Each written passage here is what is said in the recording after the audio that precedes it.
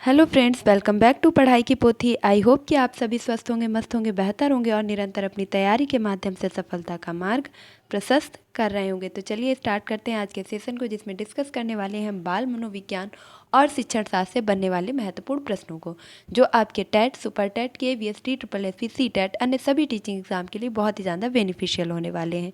तो इससे पहले अगर आप चैनल पर नए हैं तो फटाफट से इसे सब्सक्राइब करें, बेल आइकन को प्रेस करें ताकि आगे आने वाली वीडियो की सभी नोटिफिकेशन आप तक पहुंच सके। आज का हमारा पहला प्रश्न है कि वह कौन सा स्थान है जहां बच्चे की संज्ञानात्मक विकास की सबसे बेहतर तरीके से परिभाषित किया जा सकता है। तो बच्चे का संज्ञानात्मक विकास कहां पर सबसे अच्छी तरीके से परिभाषित किया जाएगा। विकल्प हैं आपके सामने: खेल का मैदान, बी है विद्यालय एवं कक्षा का पर्यावरण, सी है सभागार और डी है घर। तो बच्चे का जो संज्ञानात्मक विकास है, कॉग्निटिव डेवलपमेंट, वह सबसे अच्छा होता है option number 20 the right answer, विद्यालय एवं कक्षा का पर्यावरण। नेक्स्ट क्वेश्चन की तरफ चलेंगे। अगला प्रश्न है कि मानव विकास किन दोनों के योगदान का परिणाम है। ऑप्शन ए है अभिभावक एवं अध्यापक का, बी है सामाजिक एवं सांस्कृतिक कारकों का, सी है वंशानुक्रम एवं वातावरण का और डी है इनमें से कोई नहीं। तो जो बालक के विकास में, मानव विकास में योगदान होता है, वह योगदान होता है option number C is the right answer, यानी कि वातावरण एवं वंशानुक्रम दोनों का। तो ऑप्शन सी आपका बिल्कुल करेक्ट हो जाएगा। अगले प्रश्न की तरफ बढ़ते हैं और नेक्स्ट प्रश्न है कि निम्नलिखित में से कौन सा बुद्धिमान बच्चे के लक्षण नहीं हैं। तो ऑप्शन ए है आपके सामने वह जो लंबे निबंधों को बहुत जल्दी याद रखने की क्षमता रखता है, बी है कि जो प्रभावपूर्ण एवं उचित तरीके से संप्रेषण करने की क्षमता रखता है, ऑप्शन सी है वह जो मूर्त रूप से सोचता है, ऑप्शन डी है वह जो नए परिवेश में स्वयं को समायोजित कर सकता है। तो एक अच्छे और बुद्धिमान बच्चे के जो लक्षण होते हैं वह यही होते हैं कि वह अच्छी तरीके से, उचित प्रकार से, प्रभावपूर्ण ढंग से संप्रेषण कर सकता है और मूर्त रूप से सोच भी सकता है। इसके साथ साथ वह नए परिवेश में आसानी से समायोजन भी स्थापित कर लेता है।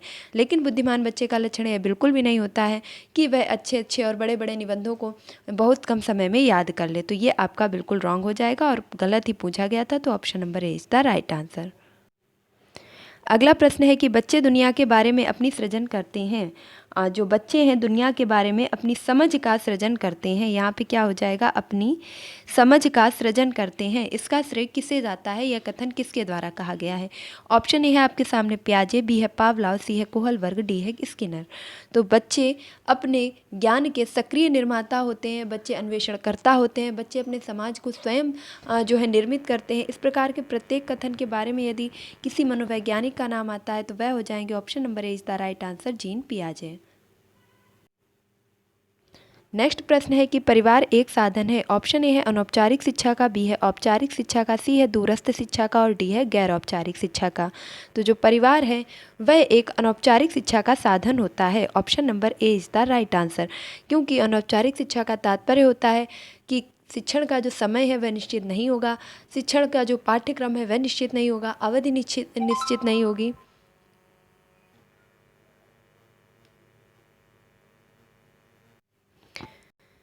तो यहाँ पर आपका राइट आंसर क्या हो जाएगा, option number A is the right answer. परिवार एक अनौपचारिक शिक्षा का साधन है। अगले प्रश्न की तरफ बढ़ेंगे और नेक्स्ट प्रश्न है कि अवधारणाओं का विकास मुख्य रूप से किसका हिस्सा होता है। अवधारणाओं का विकास मुख्य रूप से किसका हिस्सा होता है। ऑप्शन ए है बौद्धिक विकास का, बी है शारीरिक विकास का, सी है सामाजिक विकास का, डी है संवेगात्मक विकास का। तो मनुष्य के अंदर विकसित होने वाली जो भी अवधारणाएं होती हैं उनका विकास मुख्य रूप से कहाँ से होता है, तो उसके लिए सबसे आवश्यक होता है आपका बौद्धिक विकास। तो option number A is the right answer. अगले प्रश्न की तरफ चलते हैं और नेक्स्ट है कि निम्न कक्षाओं में शिक्षण की खेल विधि आधारित है। निम्न कक्षाओं में शिक्षण की खेल विधि आधारित है। ऑप्शन है शारीरिक शिक्षा कार्यक्रमों के सिद्धांत पर, शिक्षण की विधियों के सिद्धांत पर और विकास एवं वृद्धि के मनोवैज्ञानिक सिद्धांत पर, शिक्षण के सामाजिक सिद्धांतों पर। तो जो निम्न कक्षाओं में शिक्षण की खेल विधि है वह किस पर आधारित होती है। तो यहाँ पर आपका जो राइट आंसर होगा option number C is the right answer. जो खेल की शिक्षण विधियाँ होती हैं, खेल की विधियाँ होती हैं, वह सभी विकास एवं वृद्धि के मनोवैज्ञानिक सिद्धांतों पर आधारित होती हैं। अगर आपसे पूछ लिया जाए कि खेल विधि के जनक कौन है तो आप याद रखेंगे कॉल्डवेल कुक को खेल विधि का जनक कहा जाता है। अगले प्रश्न की तरफ बढ़ेंगे। निम्न में से कौन सी पूर्व बाल्यावस्था की विशेषता नहीं है? निम्न में से कौन सी पूर्व बाल्यावस्था की विशेषता नहीं है पूछा जा रहा है। ऑप्शन ए है दल या समूह बनाने की अवस्था, अनुकरण करने की अवस्था, प्रश्न की अवस्था और खेलने की अवस्था। तो जो पूर्व बाल्यावस्था होती है वे खेलने की अवस्था नहीं होती है, तो यही आपका ऑप्शन जो है राइट हो जाएगा। तो option number D is the right answer. तो यदि खेलने की अवस्था नहीं होती है तो कौन सी अवस्था होती है?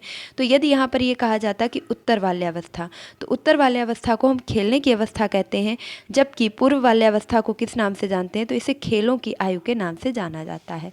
खेलों की आयु, देखो खेलना अलग चीज़ है और खेल अलग चीज़ है। और खेलों में भी कौन? तो खिलौने की आयु। सबसे इसका सटीक उत्तर हो जाएगा आपका खिलौने की आयु। तो पूर्व बाल्यावस्था यानी कि आपके शुरुआती बाल्यावस्था में जो बच्चे होते हैं वो खिलौनों से खेलते हैं, और जब ये उत्तर बाल्यावस्था आती है तो ये क्या करते हैं? खेल खेलते हैं। खेलने की आयु, खेल का मतलब है छोटे छोटे अपने आप से स्वयं से नए नए खेल बना लेना, तो उस प्रकार के खेल खेलते हैं। आई होप कि आपको जो कन्फ्यूजन है वो दूर हो गया होगा। अगले प्रश्न की तरफ बढ़ेंगे और नेक्स्ट प्रश्न है कि बच्चों की रुचि बनाए रखने के लिए कौन सी विधि का चयन करेंगे? आप बच्चों की रुचि को बनाए रखने के लिए किस विधि का चयन करेंगे? बच्चों को पढ़कर आने को कहेंगे और प्रश्न पूछेंगे, स्वयं गतिविधि करेंगे तथा बच्चों को बताएंगे, आप गतिविधि में बच्चों को शामिल करेंगे, बच्चों को स्वयं गतिविधि करने के लिए देंगे। तो देखिए, अगर हम बच्चों से कहेंगे कि पढ़ कर के आइए और फिर आकर के प्रश्न पूछिए, तो वह पढ़ कर के आएंगे और जब तक हमसे प्रश्न पूछने आएंगे उसके बीच में जो उनके अंदर की मानसिक उद्वेलना होगी वह इतनी तीव्र होगी कि वह शांत करने योग्य नहीं होगी। क्योंकि पढ़ाने का तरीका यही है, जब भी बच्चा आपसे जो है जिज्ञासा आती है उसे तुरंत शांत किया जाए। ऐसा नहीं है कि वो कल पढ़ेगा परसों प्रश्न पूछेगा, तो ये आपका गलत हो जाएगा। हम स्वयं गतिविधि करेंगे और बच्चे को सिर्फ मूक दर्शक बनाए रहेंगे, उससे भी बच्चा नहीं सीख पाएगा। और अगर आप स्वयं से गतिविधि करेंगे और बच्चों को शामिल भी कर लेंगे और उन्हें बताएंगे, उससे भी बच्चा अच्छे से नहीं सीखेगा। लेकिन यदि बच्चा स्वयं से करेगा तो option number D is the right answer. बच्चे स्वयं से गतिविधि करने के लिए देंगे, इससे बच्चे बेहतर तरीके से सीख पाएंगे। अगला प्रश्न है कि मूल्यांकन किया जाना चाहिए। मूल्यांकन किया जाना चाहिए। ऑप्शन ए है मूल्यांकन से बच्चे पढ़ने लगते हैं। ऑप्शन बी है इससे बच्चों की उपलब्धि का पता लगाया जाता है।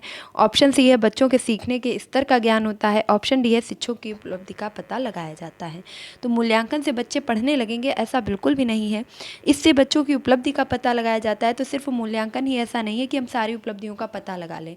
हो सकता है हम किसी एक क्षेत्र का मूल्यांकन कर रहे हैं तो उससे हम ऐसा तो नहीं है कि सभी उपलब्धियों का पता लगा लेंगे, तो ये भी आपका सही नहीं होगा। ऑप्शन सी है कि बच्चे के सीखने का स्तर जो है वह पता लगाया जा सकता है। तो जी हाँ, बिल्कुल, यदि मान लीजिए हमने उसे गणित सिखाया और उसके बाद तुरंत हमने उसका मूल्यांकन किया है, तो हम यह जान सकते हैं कि जो हमने उसे सवाल बताए हैं वह किस हद तक उसे हल करने में सफल हो रहा है, यानी उसका जो स्तर है सीखने का वह कहाँ तक पहुँच गया है। तो इससे बच्चे के सीखने का स्तर पता लगाया जाता है। तो option number C is the right answer. अगले प्रश्न की तरफ बढ़ेंगे और नेक्स्ट है कि परामर्श का उद्देश्य है। परामर्श का उद्देश्य है। ऑप्शन ए है बच्चों को समझना, बी है बच्चों की कमियों का जो कारण है उसे पता लगाना, बच्चे को समायोजन में सहायता प्रदान करना, या ऑप्शन डी है उपरोक्त सभी। तो ऑप्शन नंबर डी आपका बिल्कुल करेक्ट हो जाएगा। परामर्श का उद्देश्य जो होता है वह बच्चों को समझना ही होता है, और इसके साथ साथ बच्चे किस चीज़ में कठिनाई का अनुभव कर रहे हैं, कहाँ पर उन्हें सहायता की आवश्यकता है, किस तरीके से उन्हें समायोजित किया जा सकता है, इत्यादि चीज़ों के लिए परामर्श है वह दी जाती है। तो ऑप्शन डी आपका बिल्कुल करेक्ट हो जाता है। अगले प्रश्न की तरफ बढ़ेंगे और नेक्स्ट है कि शिक्षा मनोविज्ञान की दृष्टि से कौन सा कथन सत्य है।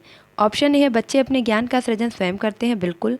विद्यालय आने से पहले बच्चों में कोई पूर्व ज्ञान नहीं होता है। तो ये बात गलत है। विद्यालय आने से पहले भी बच्चा छोटे छोटे शब्दों और वाक्यों को बोलने लगता है, जैसे पापा, मैं घर जा रहा हूँ, मुझे पानी चाहिए, इत्यादि चीज़ों के बारे में वह समझ जाता है। तो हम ये नहीं कह सकते हैं कि बच्चा स्कूल आने के पहले कुछ भी नहीं जानता है। अगला है अधिगम प्रक्रिया में बच्चों को कष्ट होता है। जी नहीं, अधिगम प्रक्रिया में बच्चों को कष्ट नहीं होता है, बल्कि उनमें एक जिज्ञासा होती है और सीखने के प्रति रुचि पैदा होती है। बच्चे यथावत वही सीखते हैं जो उन्हें पढ़ाया जाता है। जी नहीं, जो उन्हें पढ़ाया जाता है उसके साथ साथ बच्चे उससे रिलेट करके भी बहुत सी चीज़ें सीखते रहते हैं। तो यहाँ पर बिल्कुल करेक्ट आंसर क्या होगा? Option number A is the right answer. बच्चे अपने ज्ञान का सृजन स्वयं करते हैं। और ये कथन किसके द्वारा कहा गया था? तो पियाजे जी के द्वारा इस चीज़ को अब बताया गया है। अगले प्रश्न की तरफ बढ़ते हैं और नेक्स्ट है कि बच्चों में नैतिकता की स्थापना के लिए सर्वोत्तम मार्ग है। यदि हमें बच्चों में नैतिकता का विकास करना है तो उसके लिए सबसे अच्छा मार्ग क्या होगा? ऑप्शन ए है उन्हें धार्मिक पुस्तकें पढ़ाना। ऑप्शन बी है शिक्षक का आदर्श रूप में व्यवहार करना। ऑप्शन सी है उनका मूल्य शिक्षा पर मूल्यांकन करना। और ऑप्शन डी है उन्हें प्रातःकालीन सभा में उपदेश देना। तो तो उपदेश देने से किसी भी बच्चे के अंदर नैतिकता नहीं आएगी। यदि हम उनका मूल्यांकन ही करते रहेंगे तो उनमें नैतिकता का भाव लाएंगे कब। ऑप्शन सी था आपका शिक्षक का आदर्श रूप से व्यवहार करना। तो जी हाँ, हम जैसा करते हैं बच्चे वैसा ही देख करके सीखते हैं और अनुकरण के द्वारा ही वह अपने जीवन में अत्यधिक चीज़ों को जो है सृजित कर पाते हैं। उन्हें धार्मिक पुस्तकें पढ़ने के लिए कहेंगे, जी नहीं, ऐसा तो नहीं है कि धार्मिक पुस्तकें पढ़ करके तो वह धर्म के बारे में सीखेंगे, लेकिन वह आचरण उसके बारे में तभी करना सीख पाएंगे जब उसे वह प्रत्यक्ष रूप में देखेंगे और उसको अपने अंदर ढालेंगे। पढ़ने मात्र से वह नैतिकता नहीं सीखेंगे। तो ऑप्शन बी आपका बिल्कुल करेक्ट हो जाएगा। शिक्षक का आदर्श रूप में व्यवहार करना ही बच्चे के अंदर नैतिकता का भाव ला सकता है। अगला प्रश्न है कि शिक्षक एक विद्यार्थी के मध्य होना चाहिए। शिक्षक एवं विद्यार्थी के मध्य होना चाहिए। ऑप्शन ए है स्नेह का संबंध, विश्वास का संबंध, सम्मान का संबंध। तो ये तीनों ही संबंध एक शिक्षक और शिक्षार्थी के मध्य होने चाहिए। Option number D is the right answer. शिक्षक और विद्यार्थी के मध्य स्नेह भी होना चाहिए, विश्वास भी होना चाहिए और एक दूसरे के प्रति सम्मान की भी भावना होनी चाहिए। अगले प्रश्न की तरफ बढ़ते हैं और अगला प्रश्न है कि एक अच्छा अध्यापक विद्यार्थियों के मध्य बढ़ावा देता है। ऑप्शन ए है प्रतियोगिता की भावना का। तो जी नहीं, हमें गला काट प्रतियोगिता नहीं करवानी है कि कुछ भी हो जाए तो मैं जीत करके आना ही, तो ऐसी प्रतियोगिता नहीं करवानी है। प्रतिद्वंदिता की भावना का, तटस्थ, तो बिल्कुल एक जगह एक जैसे बने रहिए, ये भी नहीं है। प्रतिद्वंदिता एक दूसरे को जो है चैलेंज करते रहिए, ऐसा भी नहीं है। सहयोग की भावना, तो option number B is the right answer. एक अच्छा अध्यापक विद्यार्थियों के मध्य किस चीज़ को बढ़ावा देता है? सहयोग की भावना को। अगले प्रश्न की तरफ बढ़ते चलते हैं और नेक्स्ट प्रश्न है आपके सामने, मानसिक रूप से स्वस्थ अध्यापक की क्या विशेषताएं हैं? एक जो अध्यापक है वह मानसिक रूप से स्वस्थ है, ऐसा हम किस प्रकार जान सकते हैं? ऑप्शन है वह संवेगात्मक रूप से संतुलित है, उसे अपने विषय का गहन ज्ञान है, वह अत्यधिक संवेदनशील है, वह सख्त अनुशासन पसंद करता है। यदि हम सख्त अनुशासन में ही बने रहेंगे तो हम बच्चे को स्वतंत्र वातावरण नहीं दे पाएंगे, जिसके अभाव में बच्चा अच्छी तरीके से नहीं सीख पाएगा। तो ये आपका गलत हो जाएगा। हम अत्यधिक संवेदनशील होंगे तो जरा जरा सी बात पे गुस्सा भी करने लगेंगे और थोड़ी थोड़ी बात पे ही हमें हंसी भी आ जाएगी, जिससे बच्चों के अंदर भय भी नहीं रहेगा। तो हमें एक संतुलित जो है संवेगात्मक स्थिति अपनी रखनी चाहिए, तो ये भी गलत हो जाएगा। अपने विषय का गहरा ज्ञान, देखिए हम बहुत ही ज़्यादा ज्ञानी है लेकिन हमारे अंदर जो संवेग है उन पे हमें कंट्रोल नहीं है और बच्चे के 2 बार सवाल पूछने पर ही हमें क्रोध आ जाता है। तो इस प्रकार हमारे ज्ञानी होने का भी क्या फ़ायदा? तो यहाँ ज्ञान से नहीं बल्कि वह संवेगात्मक रूप से कैसा हो, संतुलित हो। तो option number A is the right answer. अगला प्रश्न है कि शिक्षा का अति महत्वपूर्ण उद्देश्य है। ऑप्शन ए है आजीविका कमाना, बी है बच्चे का सर्वांगीण विकास करना, सी है पढ़ना एवं लिखना सीखना, डी है बौद्धिक विकास करना। तो हमें बच्चे को आजीविका कमाना सिखाना चाहिए, बिल्कुल। उसे पढ़ना लिखना भी सिखाना चाहिए, उसका बौद्धिक विकास भी करना चाहिए, उसका शारीरिक विकास भी करना चाहिए और उसका संवेगात्मक विकास भी करना चाहिए, सामाजिक विकास भी करना चाहिए। तो ये सभी विकास की अगर मैं बात करूँ तो एक अकेला शब्द इसके लिए काफ़ी होता है और वह है सर्वांगीण विकास। तो option number B is the right answer. शिक्षा का उद्देश्य बालक का सर्वांगीण विकास करना होता है। अगले प्रश्न को देखेंगे, बच्चे की बुद्धि लब्धि 90 से 110 के मध्य है, वह है। एक बच्चा जिसकी बुद्धि लब्धि 90 से 110 के मध्य है तो वह किस बुद्धि के अंतर्गत आएगा? ऑप्शन ए है सामान्य बुद्धि, बी है प्रखर बुद्धि, सी है उत्कृष्ट बुद्धि, डी है प्रतिभाशाली बुद्धि। तो टर्मन के अनुसार जो प्रतिभाशाली बच्चा बताया गया है वह 140 से प्लस है। उत्कृष्ट की अगर बात की जाए तो ये 120 से प्लस आता है और प्रखर की बात की जाए तो ये भी आपका 120, 25 या 30 के भी समथिंग इसे मान सकते हैं। लेकिन जो आपसे 90 से 110 के बीच में आएगा वह आपका सामान्य बुद्धि का बालक होगा। तो option number A is the right answer. अगले प्रश्न की तरफ बढ़ते हैं और नेक्स्ट प्रश्न है कि सतत एवं व्यापक मूल्यांकन में व्यापक मूल्यांकन शब्दावली का तात्पर्य है। जो सतत एवं व्यापक मूल्यांकन है इसमें व्यापक मूल्यांकन का क्या अर्थ है? ऑप्शन ए है सभी विषयों का मूल्यांकन करना, शैक्षिक क्षेत्र का मूल्यांकन करना, शैक्षिक एवं शैक्षिक क्षेत्रों का मूल्यांकन करना और शैक्षिक क्षेत्र का मूल्यांकन करना। तो हम सिर्फ विषय का मूल्यांकन करेंगे? बिल्कुल नहीं। सिर्फ शैक्षिक यानी कि शिक्षा का मूल्यांकन नहीं करना है, हमने जो पढ़ाया है हमें उसका मूल्यांकन नहीं करना है, बल्कि उससे जुड़ी हुई चीज़ों का मूल्यांकन करना है। तो ऐसा भी नहीं है। हमें सिर्फ शिक्षा का मूल्यांकन जो हमने सिखाया है उसका मूल्यांकन करना है, ऐसा भी नहीं, बल्कि हमें जो हमने पढ़ाया है उसके साथ साथ जितनी भी चीज़ें सराउंडिंग उसके आती हैं उन सभी का हमें मूल्यांकन करना है। यानी हमें बच्चे की शिक्षा के साथ साथ उसके वातावरण, उसके माहौल, उसकी आदतों और उसके व्यवहार का भी जो है मूल्यांकन करना है। तो ये ऑप्शन नंबर सी आपका बिल्कुल राइट हो जाएगा कि हमें बच्चे का जो व्यापक मूल्यांकन है उसके अंतर्गत अर्थ होगा शैक्षिक एवं शैक्षिक क्षेत्र का मूल्यांकन करना। अगले क्रम में जो प्रश्न हमारा दिया गया है वह है कि दीक्षा द्वारा पूछे गए प्रश्न का उत्तर शिक्षक तत्काल नहीं देता है। शिक्षक की प्रतिक्रिया क्या होनी चाहिए? दीक्षा एक प्रश्न पूछती है और जिसका जो उत्तर है वह जो शिक्षक हैं वह तुरंत नहीं देते हैं, तो इसमें शिक्षक की क्या प्रतिक्रिया होनी चाहिए? ऑप्शन है शिक्षक द्वारा दीक्षा को चुप करा देना चाहिए, शिक्षक द्वारा दीक्षा के ध्यान पर बात पर ध्यान नहीं देना चाहिए। देखिए, हम उसे चुप करा देंगे तो वह आगे कभी भी प्रश्न पूछने की हिम्मत नहीं कर पाएगी। यदि हम उस पर ध्यान नहीं देंगे, इस वजह से उसे बहुत ही ज़्यादा आत्महीनता का भाव आएगा और इससे वह आगे कभी भी ना ही जानने की कोशिश करेगी, ना ही पूछने की कोशिश करेगी। अगला है कि शिक्षक को कहना चाहिए कि मैं नहीं जानता हूँ, तो ऐसा भी नहीं है। अगर वह कह देगा मैं नहीं जानता हूँ, तो बच्चे के अंदर भावना आ जाएगी कि अगर शिक्षक ही नहीं जानता है तो इसका मतलब है ये चीज़ बहुत कठिन है और इसे सीखना असंभव है। अगला ऑप्शन है कि शिक्षक द्वारा इस प्रश्न का सही उत्तर बाद में समझ कर देना चाहिए। तो जी हाँ, अगर हमें कोई चीज़ समझ नहीं आ रही है तो हम अपने जो छात्र हैं उनसे निसंकोच कह सकते हैं कि देखिए, मैं यह उत्तर आपको कल या कुछ समय बाद समझ करके बताता हूँ। तो इसमें कोई भी शर्म की बात नहीं है, तो ऑप्शन नंबर डी आपका बिल्कुल करेक्ट हो जाएगा। अगले प्रश्न की तरफ बढ़ते हैं और नेक्स्ट प्रश्न है कि बच्चों की जिज्ञासा शांत करनी चाहिए। बच्चों की जिज्ञासा शांत करनी चाहिए जब शिक्षक को फुर्सत हो। बच्चा प्रश्न पूछने आया और हम उससे कहेंगे देखो अभी जाओ, जब हमें फुर्सत होगी तब बता देंगे, तो ये ऐसा बिल्कुल भी नहीं करना है। जब विद्यार्थी को फुर्सत हो, यानी मैं अभी समझा रही हूँ या अभी उसका पूछने का मन है और मैं उससे क्या करूँ, अरे भाई अभी जाके अपना लिखने वाला काम कर लो, बाद में समझाएंगे जब तुम्हें फ्री में टाइम मिलेगा, तो ऐसा भी नहीं करना है। कुछ समय के पश्चात जिज्ञासा बच्चे में अभी जानने की है और हम उसे कुछ समय के बाद बताएंगे। जब हम उसे बताएंगे तो उसमें उस चीज़ को समझने की और अपने अंदर धारण करने की जो क्षमता है वह उतनी ज़्यादा नहीं रहेगी, वह उतने सक्रिय रूप से नहीं सीख पाएगा जितना कि वह तुरंत सीखेगा। तो ऑप्शन डी आपका बिल्कुल करेक्ट हो जाएगा कि तत्काल जब विद्यार्थी द्वारा जिज्ञासा की गई हो, हमें उसी समय उसकी जिज्ञासा को शांत करना चाहिए।